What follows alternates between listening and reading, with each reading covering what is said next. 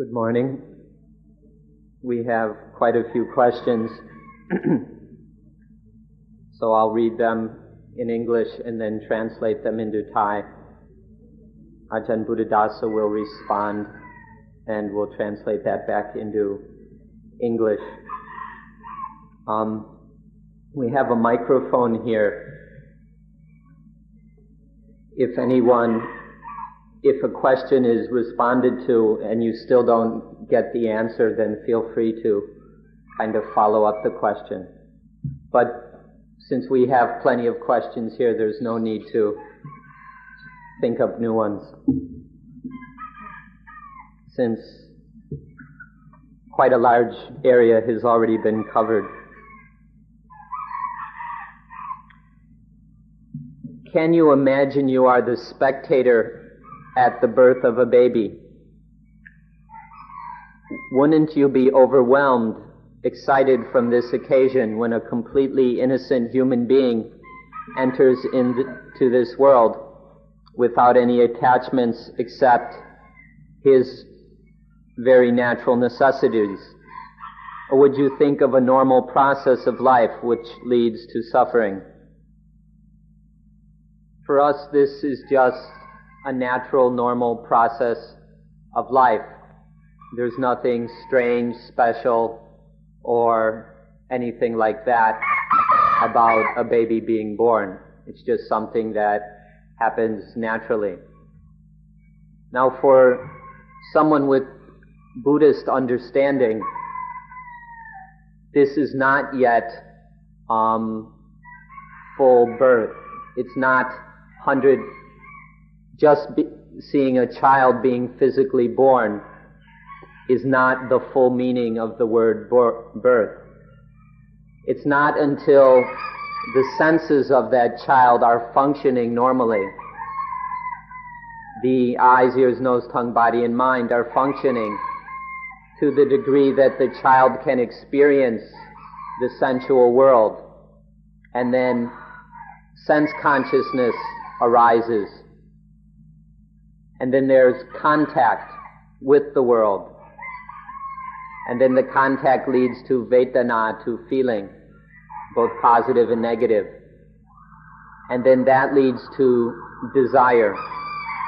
It's only when the senses of the child are functioning to the degree that there is desire, it's only at that point that we say the child is completely born. Please try to remember these 6 groups of things, or these 6 levels of the stages of the mental process. First, there's the inner ayatana, or the inner senses, meaning the eyes, ears, nose, tongue, body, and mind.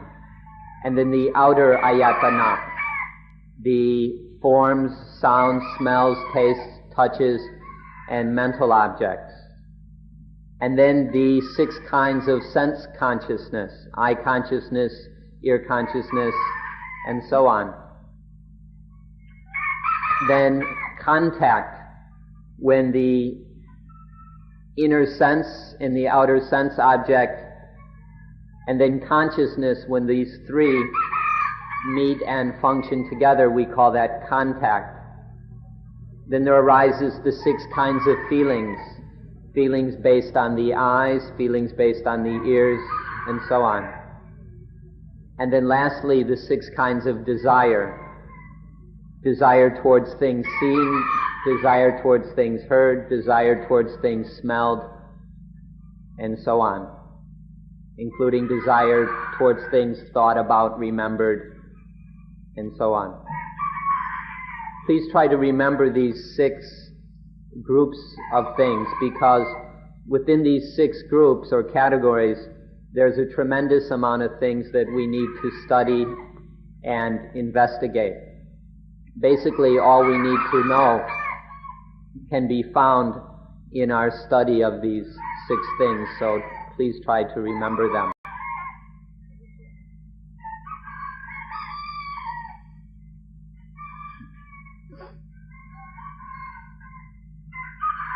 Mindfulness with breathing seems to encourage the use in development of controlling abilities and of the mind itself. I've heard terms like control the mind and bring the emotions under control often. It seems to me that my desire to control is the same as the inclination to cling. Does this method set up conditions for even more difficulty in learning that the mind is impermanent, or being able to let go of the desire to control?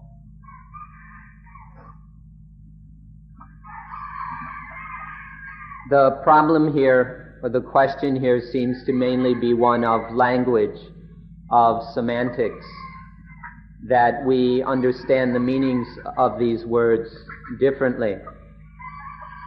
If one misunderstands the meanings of these words, then it will lead to a lot of difficulty and tardiness in one's practice. However, if one understands the meaning of these words correctly, then there won't be excessive difficulty. There will just be the ordinary difficulties of practice, but it won't be so difficult that we can't practice at all. So when we use words like this, please be very careful. Already, everyone has a certain degree of intelligence and wisdom, as well as common sense.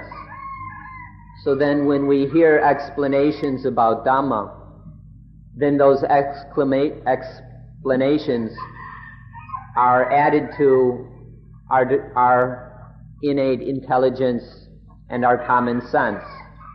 And so then we can understand a certain amount of things already.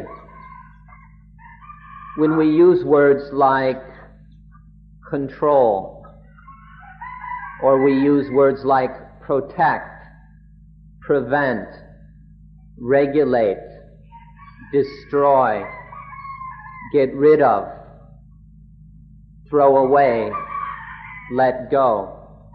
When we use words like this, it's very important to study the word itself until we understand the meaning of it. And then there won't be any difficulties. The difficulty that the questioner is speaking of will only arise if one misunderstands the meanings of these words. But as soon as one understands what is meant by, say, control or regulate or get rid of, when understanding that properly, there's no problem.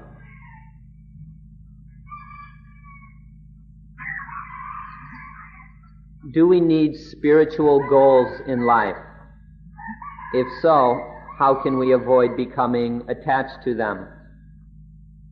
We endeavor and aspire to do everything with intelligence, with wisdom.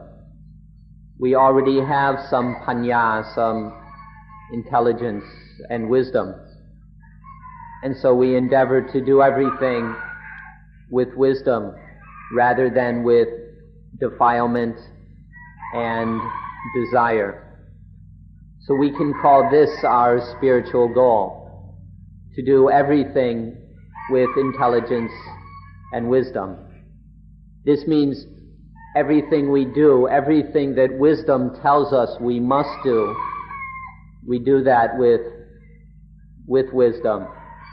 And things that wisdom says we shouldn't do, we don't do. And what we do, we do only with wisdom rather than with desire and defilement. When we speak of panya, or right understanding, wisdom, intelligence, we mean something that is already free of attachment. Because panya is essentially the understanding that there is nothing which can be clung to as me or mine. When there's clear understanding of the fact of anatta, of not self, then there's no possibility of desire, attachment, and the defilements interfering with what we're doing or with this goal. So if we have genuine wisdom, then there's no problem. Now, in some languages, there's a word for wisdom which is correct, and then there's also a word for a kind of twisted or crooked, deceitful kind of understanding or intelligence. In English, we might distinguish between intelligence and cleverness or craftiness. For example, the kind that's used by the psychologists who make the advertising on TV. You can call that intelligence, but it's a crooked, dishonest kind of intelligence used to deceive people. And so, in the same way, we need to distinguish between genuine wisdom and false, crooked wisdom. And if what we do is with genuine wisdom, then there's no problem. We just investigate. We just use that wisdom to continually investigate and examine everything we do.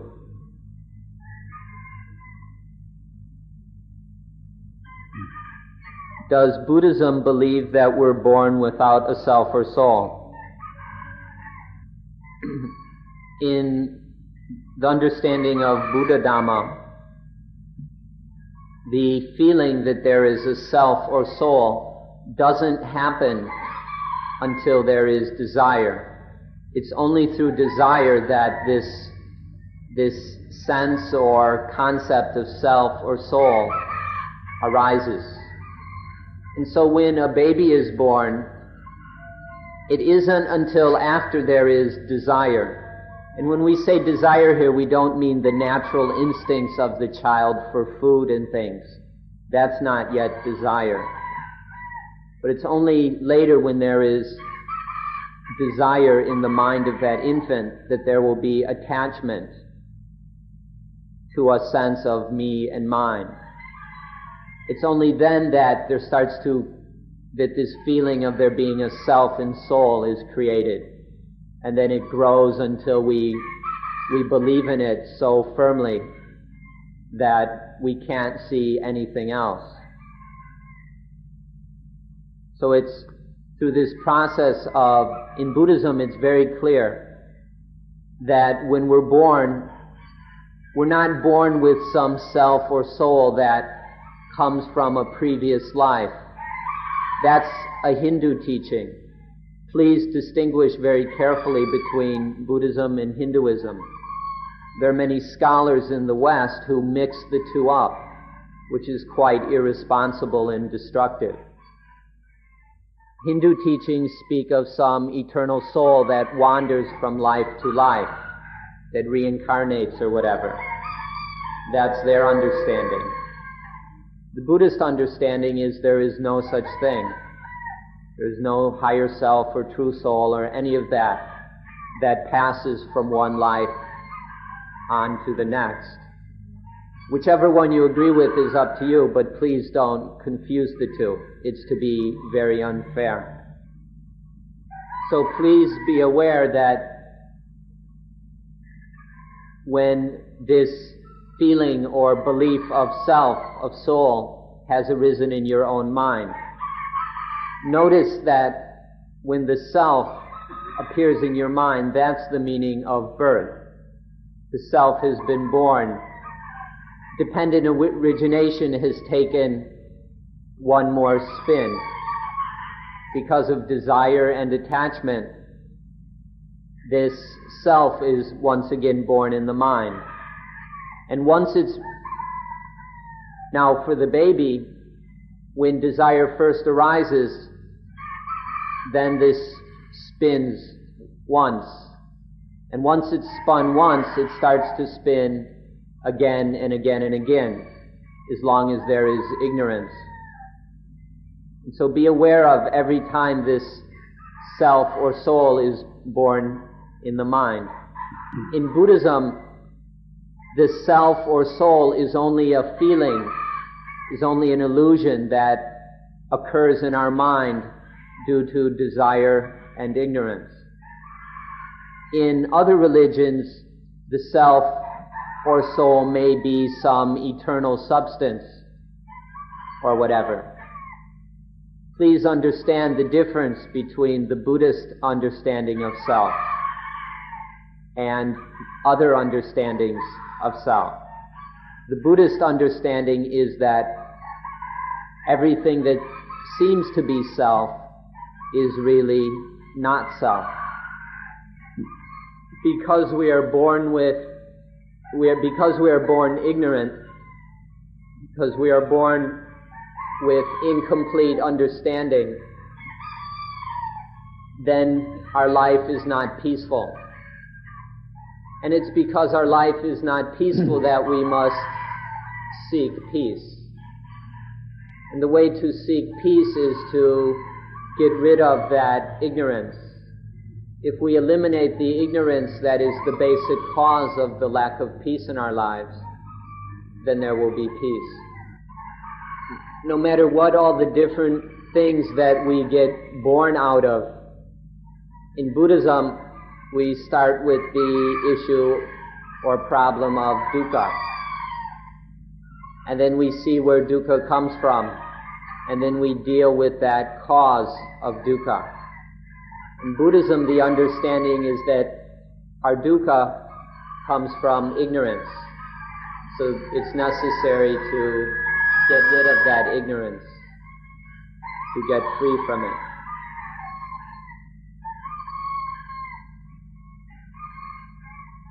When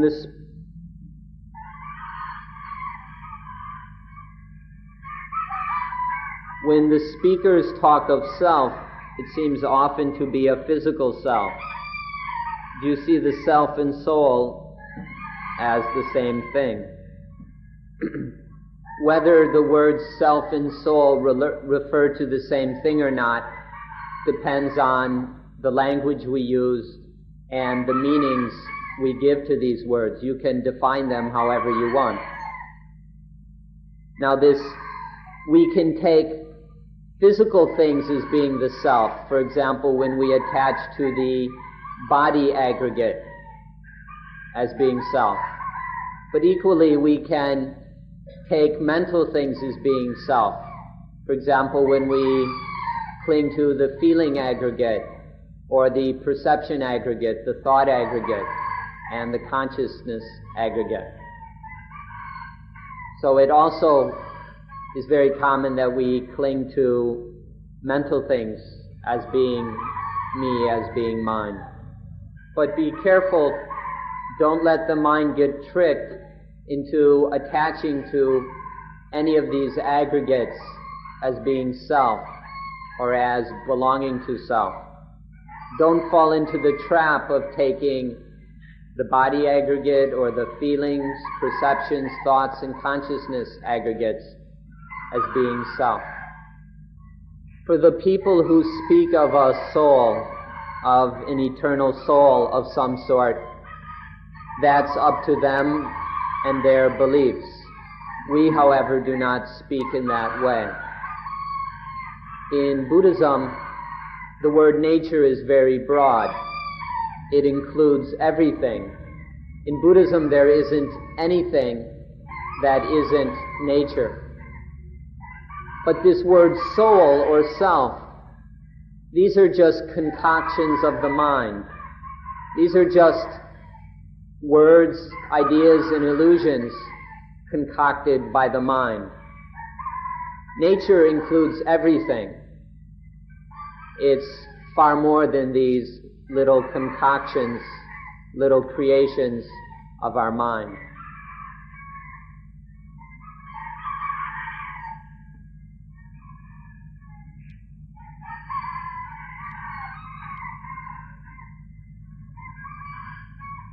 If there is no self, and if I am nothing more than the 5 material aggregates, they're not 5 material, 1 material and 4 immaterial.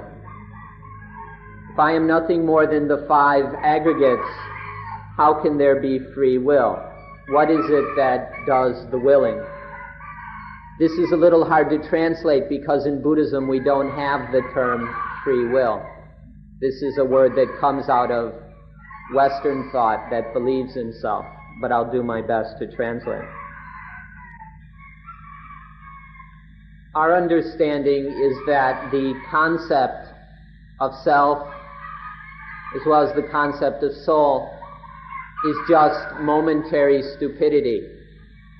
It's just when the mind is temporarily stupid, and then it thinks in this egoistic way. When the mind is free of these momentary stupidities, then it just acts, it just responds to life.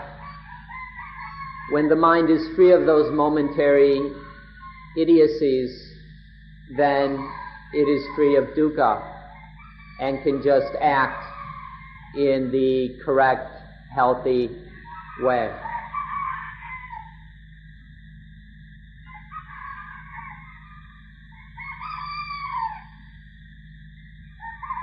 In society, we show gratefulness in many different ways, giving away presents, saying thank you, etc. Often this is only a show to make other people like you. How can I show gratefulness mindfully? It's important to remember and always be aware that there are many people in this world who live by self. There are many of the ordinary worldly people who live life and understand everything in terms of self. People who are unable to understand and recognize the fact that everything is in fact not self. There are many of these people, and for them it is necessary that there are customs, traditions, manners, and all these kind of things, so that people who are living according to self can get along in the most peaceful and harmonious way. The Buddha had to deal with these kind of people all the time. And so he often spoke in terms of self. He spoke in very ordinary ways, that if one's not careful sounds like he's saying there is a self.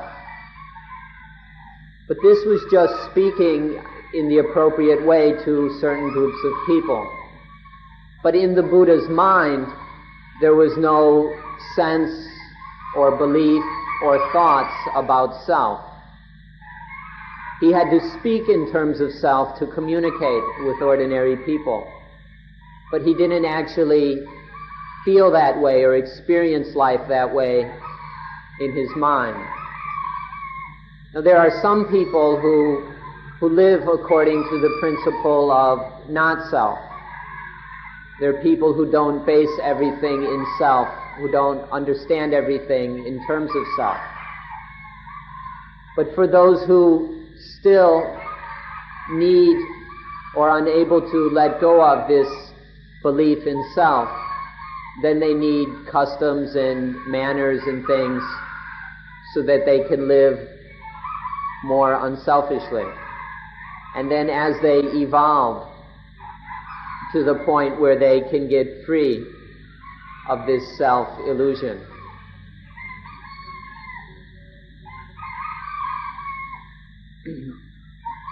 So one should merely practice according to the ethics, customs, and traditions of the society and community in which one is.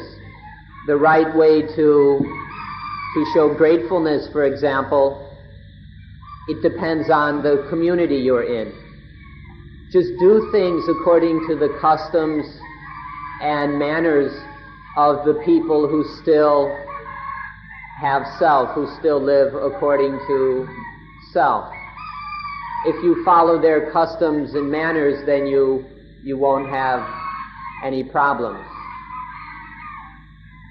And for those of us who are still just ordinary people, who aren't yet arahant, who aren't free of this illusion of self yet, then it's quite ordinary for us to just learn to follow the customs and manners of our community, of our society. However, the arahant, when there is arahantship, then one need not say anything, or one can if one wishes. The arahant doesn't have to do any of these things, but the arahant is able to speak and act according to the customs and beliefs and all that of a society where most of the people are still clinging to self. But for the arahant, there's none of this sense of self. The mind is untainted by this belief in self, even though sometimes speaking using the ordinary language of self. To put this in very simple terms, as long as we still have this self, as long as we're still hanging on to self, then make it a better and better self, a healthier and more harmless self, until you get to that point where it's the best possible self, and there's no way to develop further except to let go of all self.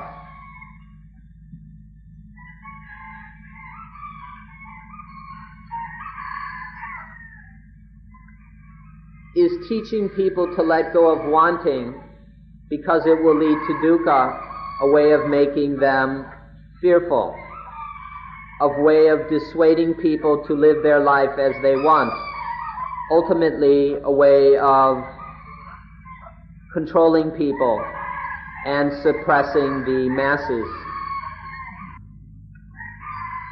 This is a method of helping people to be more intelligent and wise, of raising their status, especially their spiritual level. Now, at first, people may be somewhat frightened about dukkha, about suffering. But the point is then for them to do something about suffering, instead of just to stay trapped within their fear. It's natural that there may be some fear once people start to recognize the magnitude of suffering. But the point is to get free of that suffering, which means to get free of the fear. If one stays afraid, one will remain stupid and will not evolve any further. As long as, are you enlightened? Are you a Buddha? If the answer is no, or neither yes or no, then must one wait until one is dead before others make the judgment. If one pronounced oneself to be Buddha, would that be egoistic and therefore prove one is not enlightened? How could those who are not enlightened ever be able to decide or judge whether another being, living or dead, is enlightened? Whether or not I am fully awakened or so-called enlightened or not is a personal matter, and allow me to protect my right to not answer such a question. In the Vinaya, the training discipline that monks here follow, this right is supported. And so we don't feel it's appropriate to answer the first question. Regarding the matter of enlightenment, we suggest that you not waste your time worrying whether other people are enlightened or not. That's not very productive or useful. Instead, we encourage you to observe the fact that there is a seed of Buddhahood in your own heart. The Buddha seeds are in everyone's heart. And so one ought to recognize that inherent potential in each of us to be awake, to know,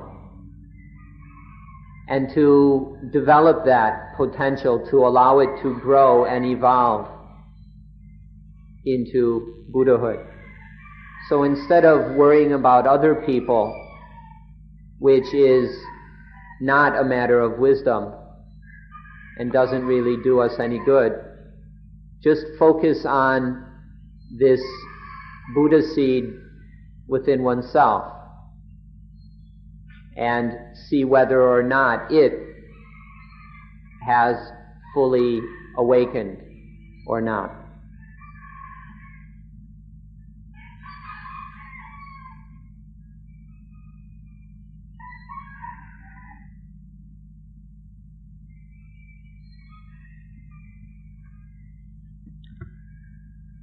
In your book, Buddha Dhamma for Students, you speak of the activities of the Aryans, the noble ones, as opposed to the activities of ordinary lay people.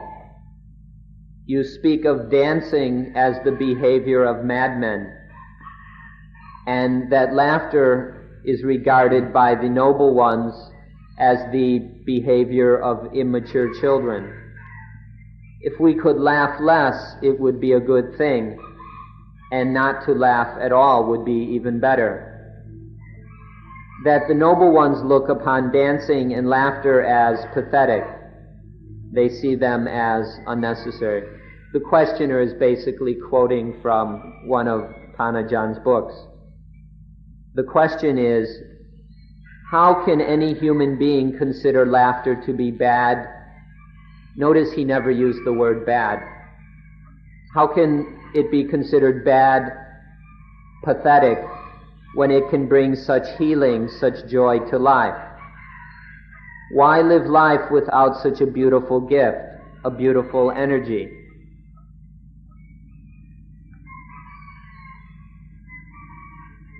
Is life not to be lived? Why teach us to smile as the Buddha smiles at the realization of truth, of impermanence, of not-self?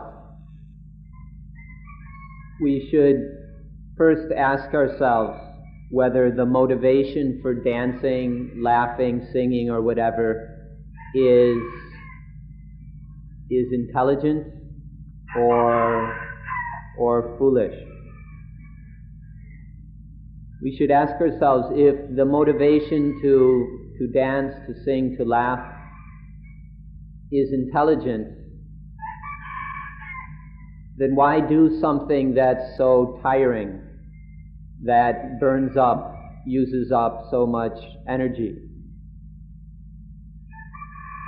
If one was truly intelligent, one could express one's feelings in a much more simple and less energy-using way. The understanding of here is that when people make a big deal out of dancing, singing, and laughing, this is because ignorance has taken over their minds. They're basically acting quite foolishly, whether they're totally indulging in these kind of behaviors, giving themselves up to these things completely. Now, if one was one's motivation was intelligent, one might express one's feelings to some degree.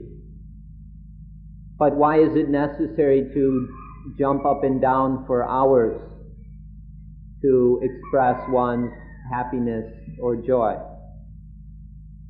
Now, the reason in the Pali scriptures that this is mentioned, that that dancing, laughing, and singing has the characteristics of a lunatic is because ordinary people are not familiar with the behavior of the noble ones. Ordinary people don't spend much time or are unaware of people whose minds are on a very high level. And so ordinary people are totally ignorant of another way of behaving. Ordinary people generally don't have much control over themselves. They just act according to the way they've been conditioned. And so when their mind is under the control of ignorance, they really don't have any freedom to choose. They just react according to habits and conditioning. But the noble ones, people whose minds are on a much higher level, they have the freedom to not react in such habitual ways. And if there's a feeling of joy, of happiness, in contentment in their hearts, they can express it in much more simple ways. They don't really see a need to get all tired and sweaty or to stretch one's face into strange contortions in order to express these feelings. So one should examine whether the motivations for these different kinds of behavior are wise or foolish. And not, by the way, when we recommend this, we're not saying just to sit around thinking about it, forming opinions. This is just the typical behavior of ordinary people, to form opinions and to argue. But the point is to observe in real life. When you feel the desire to laugh or sing or dance, look at that and see if it's truly a peaceful, healthy impulse, or whether there's some anxiety or some need to impress other people or some attachment and ego involved. The chickens like to sing. Sometimes the chickens come out and give a dance. It's stimulating. This is natural for chickens and for other animals, these kinds of stimulations. When we're stimulated like this, we like to sing, to dance, to laugh. Or when that stimulation is missing, then we want to cry. We sit there depressed. We no longer want to sing or dance. Sometimes we don't want to do anything. We just sit there feeling sorry for ourselves. As long as one's feeling stimulated, then one will react to that stimulation. And when that stimulation is missing, then one reacts in a different way. The question is whether this is freedom, to just be pushed and pulled by stimulation, or its absence. The question is this stimulation wise? Is it happening with vicha, with correct understanding? Or is the stimulation ignorance, or avicca, incorrect understanding?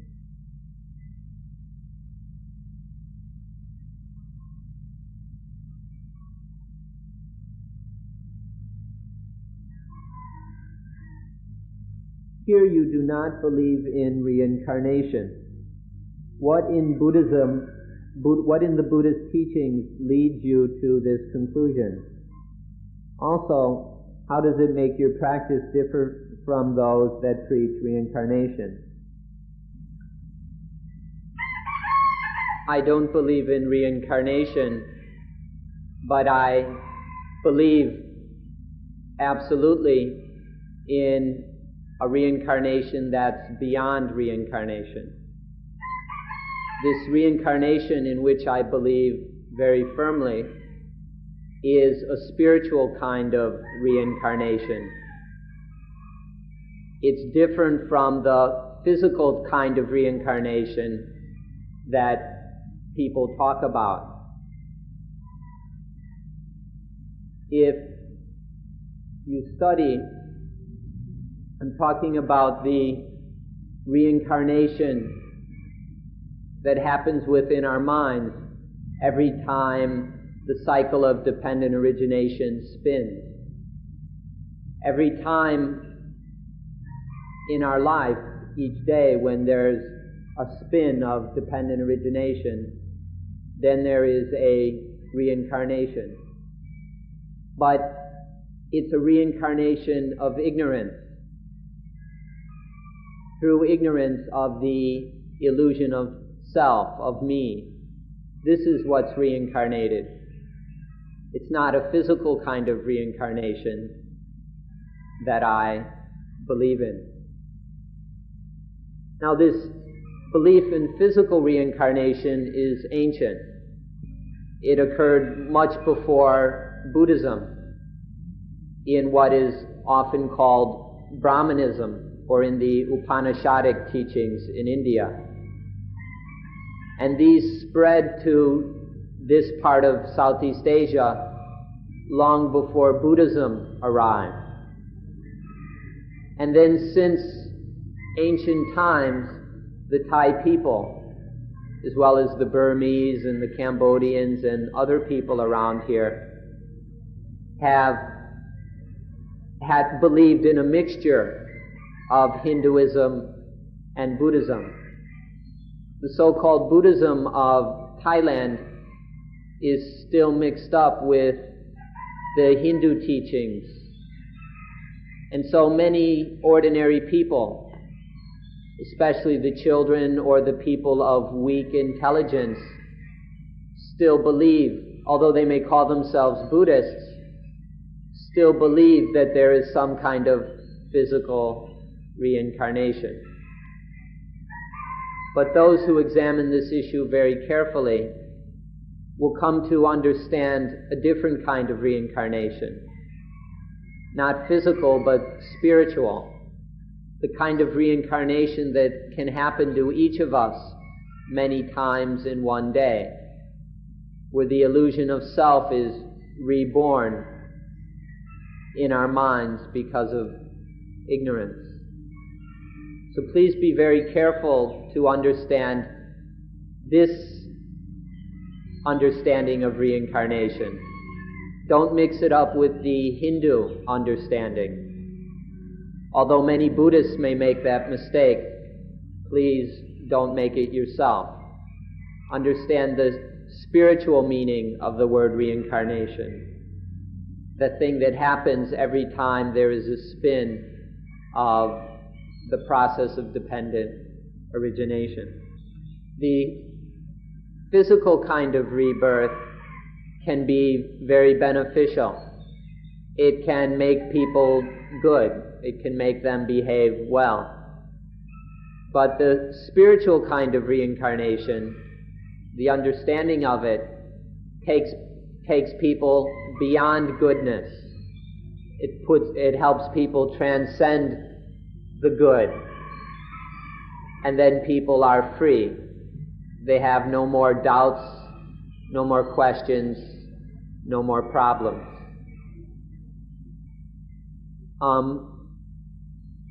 The Buddhist teaching that convinced me that there is none of this kind of physical reincarnation is the teaching of Paticca Samuppada. This one teaching alone, that of dependent origination, if one studies the way the Buddha taught it, will make it very clear that there is no such thing as physical reincarnation. As for how one's practice will be different, first, one can just put aside this belief in physical reincarnation. One can ignore this teaching of physical reincarnation and then one simply practices to prevent the arising of this ego thinking, the I-ing and my-ing in our minds. One practices to prevent the spinning of dependent origination so that one is free of problems. If Dhamma is truth, and that the truth is the law of nature, then what created or gave rise to the natural world? The law of nature leads to the arising of everything. Everything arises due to the law of nature.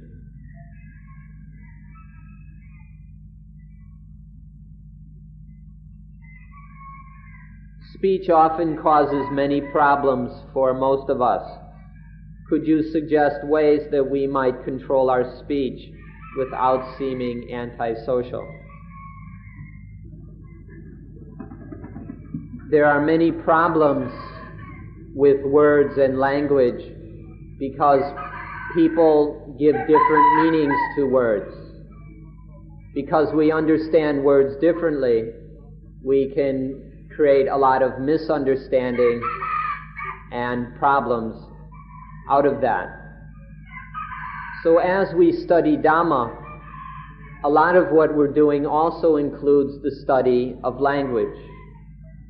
One needs to be studying language along with our study of Dhamma.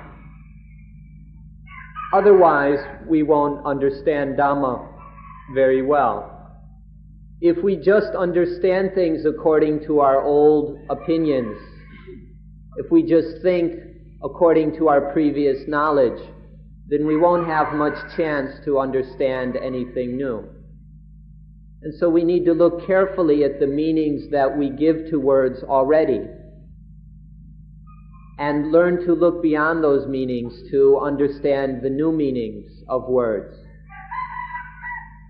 This means we need to study the difference between Dhamma language and people language. Dhamma language is the language that expresses the truths of Dhamma. People language is the ordinary way that people talk in the world, in society. So study the difference between Dhamma language and people language, between shallow language and profound language, between the language of fools and the language of the wise, between the language of those who understand Dhamma and the language of those who don't understand Dhamma. If we understand the difference, if we truly, deeply understand the difference between Dhamma language and people language, then we won't have any more problems with words. Our problems arise because we don't really know the meanings of the words we're using. Now, the more we understand the difference between Dhamma language and people language, the more we can understand the teachings of the different religions correctly. If we read scriptures only on the level of people language, we'll never properly understand the meanings. If we just take literal meanings, then we'll never get to the true meaning of religious teachings. But when we understand Dhamma language, we can understand the correct meaning of these religious teachings. And when we can do this, we won't have any problems or see any conflict between the different religions once we can understand the words correctly and find their true meaning. Let me give one example. The word God. God can be understood both in people language and in Dhamma language. In people language, God is a personal God. In Dhamma language, there is the impersonal God.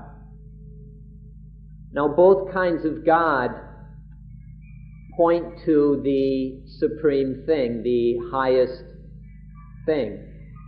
But in one level of understanding, this is seen in personal terms.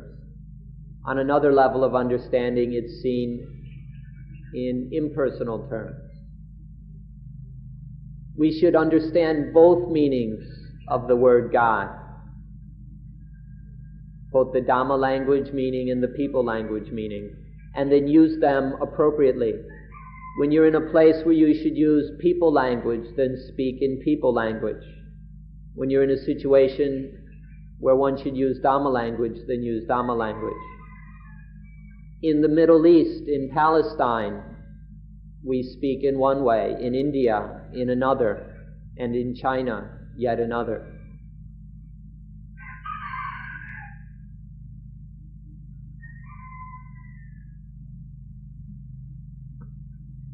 Nature gave us a talented mind in order to be able to think. Now we have to bring the mind back to the roots to be simple again. Doesn't mean nature did not intend to make us as intelligent as we are.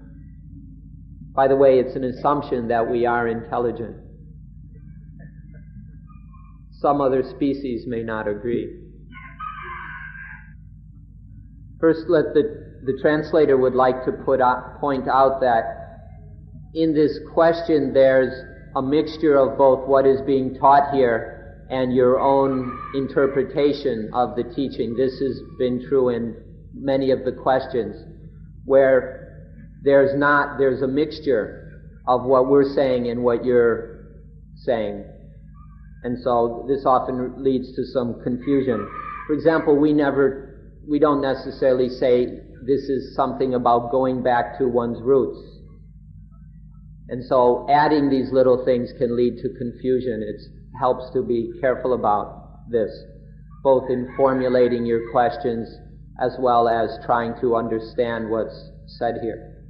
Often because we add to what we hear, we don't really hear what is being said. When the use of the word simple here does not mean stupid, less intelligent, or anything like that. When we speak of a simple mind, although in English that kind of means someone who's retarded or stupid, in Dhamma language when we speak of a simple mind, we mean the mind that is more intelligent, a mind that is wise enough to not have to be constantly concocting and thinking about unnecessary things. So the simple mind is the mind that is correct, if you understand the word simple in the Dhamma meaning. It's the kind of mind that is correct. It's the correct kind of intelligence. So we're not talking about lowering our level of intelligence. What we're talking about is correcting our intelligence, letting go of the false intelligence that just creates problems, so that there is a peaceful, simple intelligence. And the fruit of this intelligent simplicity is a life in which there are no problems. Our ordinary intelligence makes lots of problems, but true intelligence frees us from all problems. To make this more straightforward and direct, more easy, when we speak of simplicity, it is neither positive nor negative. The simple mind is neither positive nor negative. It's above, beyond all positive and negative. It's the mind that is free.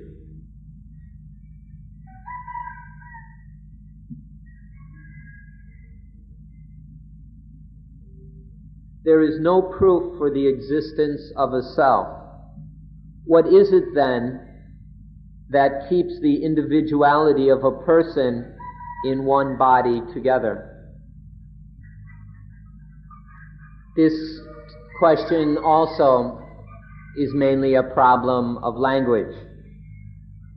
The questioner uses terms like individuality and person. which are really just synonyms for the word self. In the Hindu teachings, the word for a person is purisa. And there's another word, sattva, which means being, a being. There are many other synonyms for the Atman, or the Atta, for self, in the Hindu teachings. So, words like individuality, person, self, soul, true self, these are all just synonyms.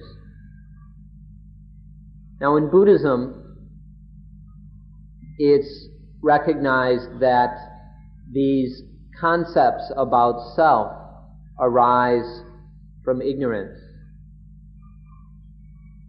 And that once these concepts of self arise, then they lead to dukkha. Now, in Buddhism, or both Hinduism and Buddhism agree on one point, that if something is truly a self, then it doesn't arise and it doesn't pass away. It isn't born and it doesn't die. Both teachings agree that if something is genuinely a self, it can't have any arising and any passing away. It can't change. And in Buddhism, we don't see anything, all these things in life which we take to be self. If one examines them carefully, we see that they arise and pass away, that their nature is impermanent.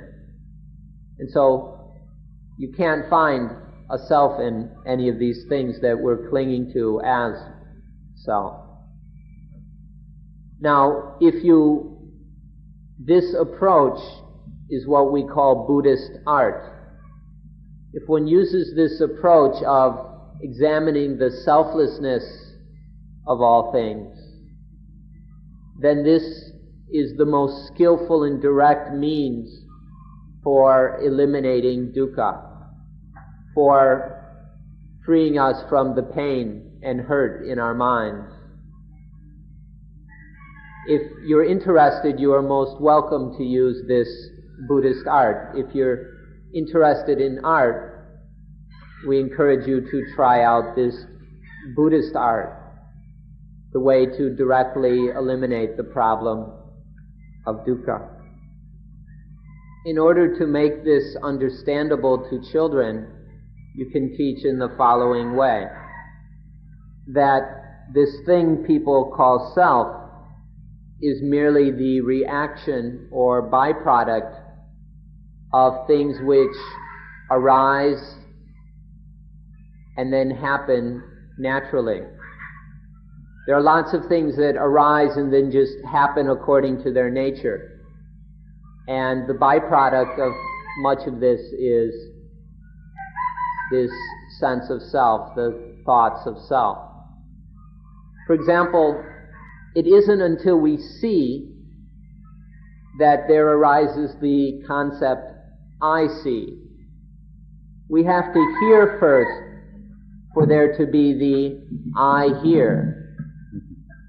We have to smell in order to think, I smell. It's only after we taste that there is the I taste. It's only when there is a physical touch that there is the I touch or I am touched. And even to think, we think before there is the thought, I think. We act before there is the sensation of I act. All of this I, all this self-business is merely a reaction or byproduct to natural activities. If we explain it this way, children can understand. I'd like to follow up on this question. In Buddhism, there is one thing which we call Nibbana, which has no beginning and has no end. It isn't born, it doesn't die. It neither arises nor passes away. And it's the only thing that Buddhism holds to be not impermanent. Yet the Buddha insisted that even this was not self. I'd like to ask Ajahn Buddhadasa about this. Okay, so regarding this question I added of, well, what about Nibbana, which neither arises nor passes away? Is that then a self? And Panajan replied, for those who have not truly experienced Nibbana, then they will take it to be self. Just the way that ordinary people take everything in life to be me and mine, if they think about Nibbana, then they'll take it to be self. But Nibbana, when there is true, full experience of Nibbana, in that there is nothing that arises and nothing that passes away. Nibbana is beyond all birth and death, all making and all destroying. There are none of those things in Nibbana. And so in a full realization of Nibbana, there's just no room for this creation of I thoughts and me concepts. If one thinks that Nibbana is self, then that means that another attachment has just been born. To think of Nibbana or speak of Nibbana in terms of self is a result of attachment. Now, when we try to describe Nibbana, the best response is to shut our mouths. In the Pali language, this is called apayagrita, which means ineffable or undescribable. Truly, there's nothing we can say about Nibbana. We can't really put it into words. But most people, when they try to talk about it, end up trying to make some kind of me and mine thing out of Nibbana. It helps to understand that Nibbana isn't a thing the way we think about things usually being. But since most of us try to get Nibbana or think about Nibbana as something, then this leads us into error. But in fact, Nibbana is ineffable or indescribable. You can't really say anything about it. The same is true for God. The genuine God or the true God is also ineffable, undescribable. One can't really say what God is. And our attempts to do so distort it. So our time's up. It's past 7 o'clock and you've been sitting listening very attentively for 2 hours. So we'd like to thank you for your attention and for your effort. And today we'd especially like to thank you for the excellent questions. The questions today primarily centered on the essence of Dhamma. People weren't fooling around with irrelevant matters, but trying to understand the essence of Dhamma, that is anatta, not self. And so we congratulate you and thank you for this, and hope that your efforts to understand anatta will continue until you run out of questions. When you don't have any more questions, that means you don't have any more problems. And that's what we're hoping for all of you. And so we'll close today's talk.